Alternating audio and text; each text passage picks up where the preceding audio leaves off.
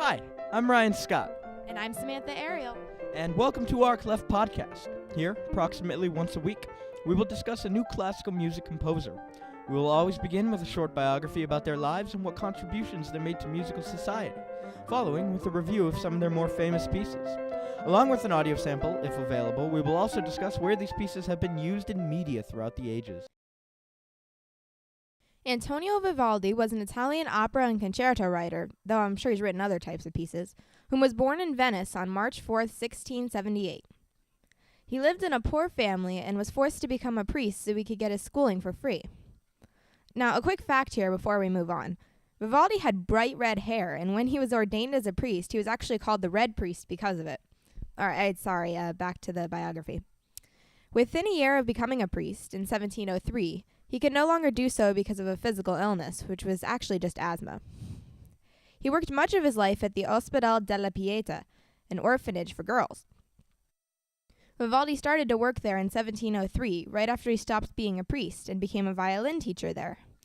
As a matter of fact, some of the concerti that he wrote were actually just finger exercises for his pupils at the Ospedale. Vivaldi was continuously asked to stay at the orphanage year after year until 1709. Between then and 1711, he was not with the Ospedale, and it is possible that during this time Vivaldi worked at Teatro Sant'Angelo, which is an opera theater. In 1711, 12 of his concertos were published by Estine Roger in Amsterdam. 2 years later, in 1713, he staged his first opera, A Tone in Villa. In late 1716, the Ospedale performed Juditha Triomphans de Victa Loferus Barbarique, Vivaldi's first great oratorio. It told the symbolic description of Christians over the Turks of August of that year. Vivaldi moved to Mantua in 1717 to provide music, operas, and canatas to the court of Landgrave Philipp van Hessen-Darmstadt. Sometime after 1720, Vivaldi also wrote a serenade, La Cena Festeggiante, for King Louis XV of France. Vivaldi published the Il Cimento dell'Armonia dell'Invenzione, Opus 8, which means the trial of harmony and invention, in Amsterdam in 1725. In this work, there were 12 concertos, 8 of them descriptive. Descriptive concertos are pieces that represent a story or picture. They included The Four Seasons, Storm at Sea, Pleasure, and The Hunt. They became immensely successful, especially in France. There were even a few people who wrote adaptations of Spring, which is a part of the Four Seasons. For example, Jean-Jacques Rousseau, who created a solo flute version in 1775. Spring was a musical representation of the season and was one of King Louis XV's favorites. In 1730, Vivaldi went to Prague, where in the 1730 to 1731 season, 2 of his operas were premiered. He continued to make operas and some instrumental pieces, no more concertos, for the rest of his life. He moved to Vienna in 1740, where he died on July 28, 1741. This was of internal fire, as they say, which was most likely just asthmatic bronchitis. He had it all his life, and he suffered from it. He had a modest burial. I can tell that Vivaldi's life was full of musical compositions, and I could personally tell that he cared about his music. He quit being a priest, which I'm sure was an honor position, so that he could pursue his dreams, and he made them become reality. His pieces are still popular among classical music lovers today, and a few of his works, such as Spring, will most likely be remembered for many, many generations. Vivaldi is possibly the most recognized and yet most unrecognized composer in history. His music is extremely famous, and almost everyone will be able to identify at least one of his pieces. Unfortunately, not many today know who actually composed them. In his day, as a violinist and composer, his fame began to grow with the publications of his trio sonatas, violin sonatas, and 12 of his concertos grouped into a piece he called L'Estro Armonico Opus 3.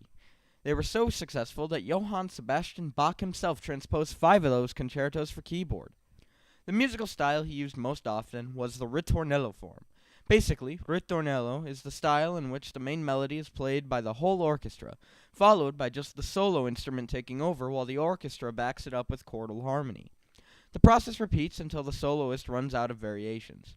He also incorporated a 3-movement plan, meaning that each time the phrase is repeated, it is played slow, then fast, and then slow again.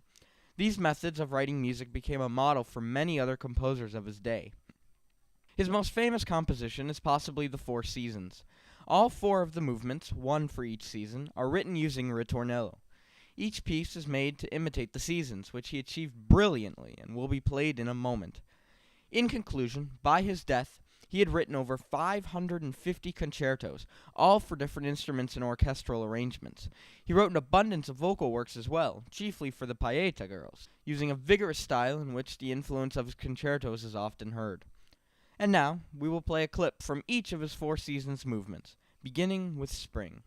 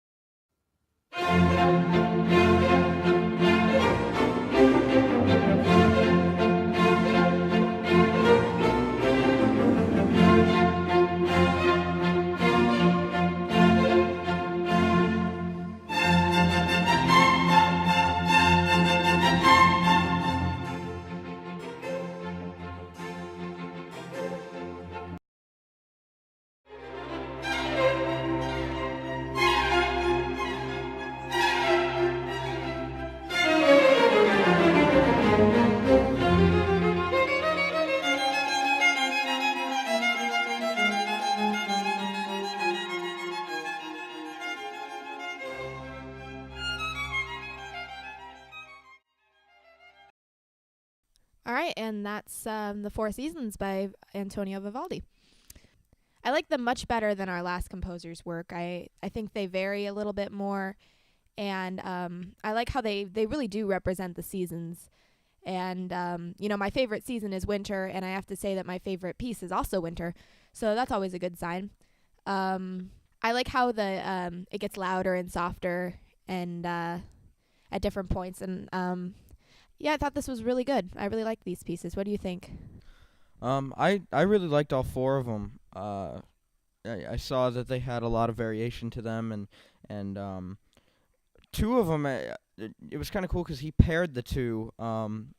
Winter and summer actually kind of sound the same together as spring and autumn do, and I thought that was kind of cool the way he did that.